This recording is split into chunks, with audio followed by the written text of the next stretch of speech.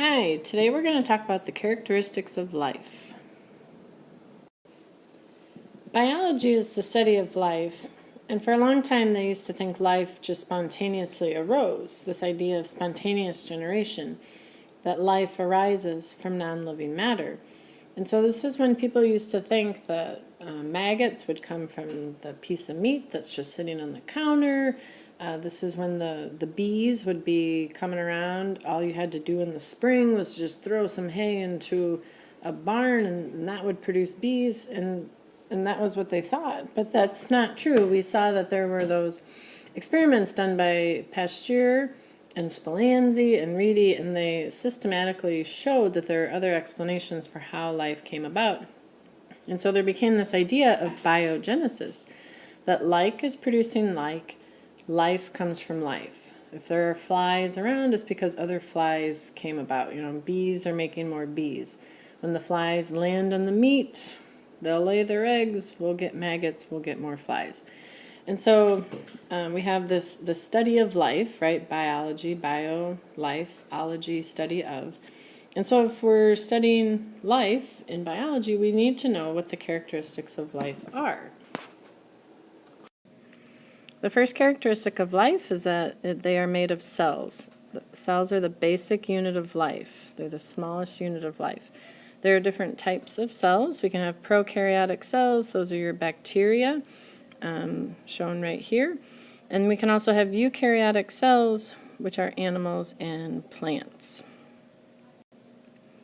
A second characteristic of life is being able to reproduce. There are two types of reproduction. One is sexual reproduction that requires two parents, and we're combining the DNA from two different individuals together to make a unique offspring. The other type of reproduction is asexual reproduction, and that involves one parent. So one cell that has the DNA inside is going to be making more cells with that same DNA inside of that cell. Asexual reproduction is going to produce offspring that are going to be genetically identical to the parent, where sexual reproduction produces genetically unique or genetically different offspring from the parents. The third characteristic of life is that all life contains DNA. DNA is found inside of the cells, and since cells are also a characteristic of life, this goes hand in hand. But DNA are the directions that tell the cell what to do, how to do it, and when to do it. All living things, no matter what the living thing is, has the same basic structure of DNA. So the side sugar and phosphate backbone, and the bases in the middle are always going to be A, T, C's, and G's. The order of those bases are going to be different, and the amounts are going to be different, but still the structure of DNA is the same no matter what type of life that we're looking at. The fourth characteristic of life is being able to grow and develop. Growing is changing in size, and developing is changing in shape. So if you think of you growing over the summer, usually you think of somebody growing taller, maybe by a few inches, where when you're developing into a young man or a woman, usually that means that your shape is changing, and so that just means that you're alive. The fifth characteristic of life is needing materials and energy. When you add up all of the chemical reactions that are carried out by life processes, so maybe you're building up and breaking down materials, that's called metabolism. So no matter what life you're looking at, there's some way that they're bringing in energy, using it, and then releasing waste products.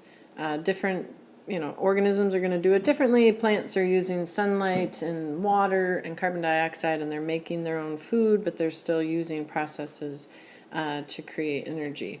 Where for humans, and anything else that's a consumer, they're going to be breaking down the food that they're actually eating. They're not making it like plants do through photosynthesis. But energy, metabolism, energy processing is a fifth characteristic of life. Our sixth characteristic of life is responding to the environment. So when you have a hot pan and you put your hand next to it and you pull it away, you're responding to a stimuli, and again that just means that you're alive. And again, here the picture here is showing plants. So even though we might think that plants don't move, but they really do. Like when you if you've ever had a plant in your house and all of the leaves are moving to one side because that's where the window is, right? So they're responding to the sunlight and to the stimuli. So that's just showing responding to the environment. Our seventh characteristic is homeostasis, and that means that we're maintaining internal balance.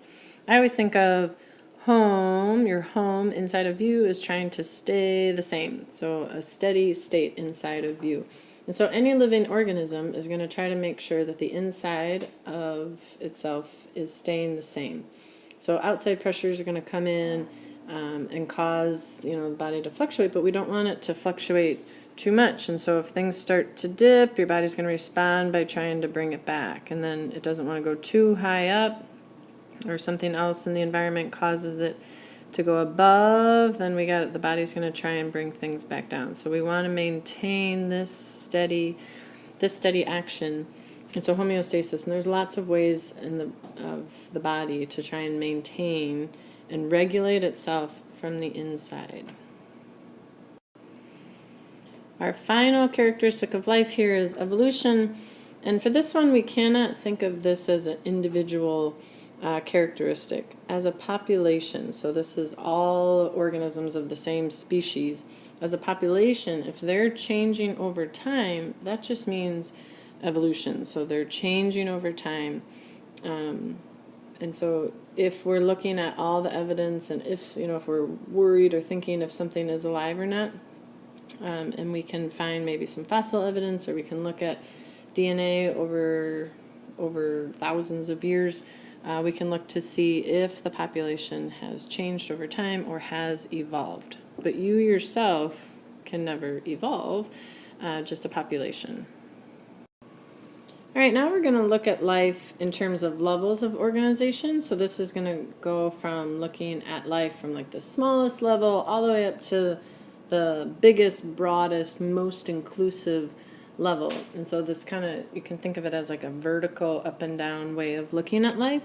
If we were to look at life in a horizontal way, that's where we would get into the different domains and the different kingdoms. That would kind of give us a very broad horizontal view of life. But this level of organization helps us with the vertical way, from smallest to most inclusive, or the biggest. All right, the smallest unit of matter is an atom. So when we look at the properties of a certain element that still retain those properties, the smallest unit that we can have is an atom.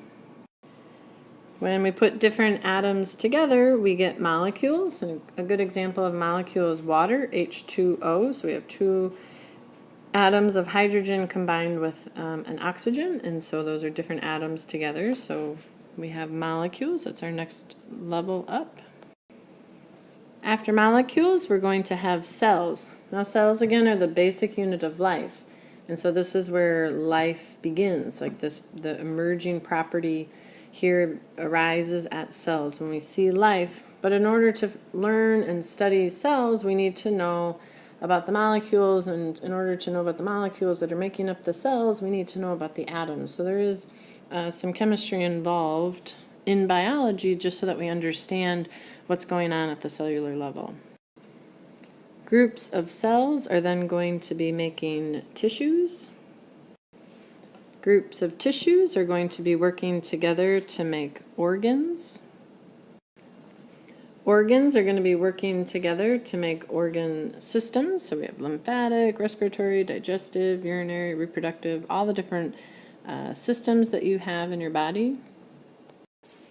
When you have all the organ systems working together, then you have the organism. So the one, like person, the one organism that we're looking at. A population is the next level up after organisms. So all of the organisms of the same species living together in an area is a population, and this is a great example here. When we're looking at a prairie, just the bison herd is going to be a population. After population, then we have a community. So a bunch of populations in an area are going to make up the community. So we're branching out from just the bison herd. Now we're also looking at the snakes and the trees and the grass. So all living populations in an area are going to be making up a community. Now I've got a little trick here. When we're going from smallest to largest, population community, think PC, like your personal computer, PC community. So population comes first, and then you go to a community. After a community, our next level of organization is the ecosystem.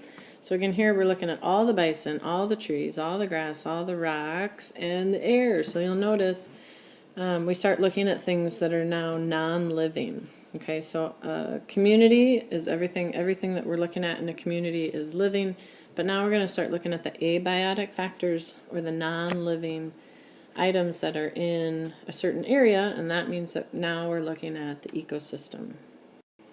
And our final level of organization here is just the biosphere. That's the whole part of the earth that contains all the ecosystems. So those are our levels of organization, from atoms, which is our smallest, all the way up to biosphere, that is our biggest and broadest. Hope you learned something, and have a great day. Jesus loves you.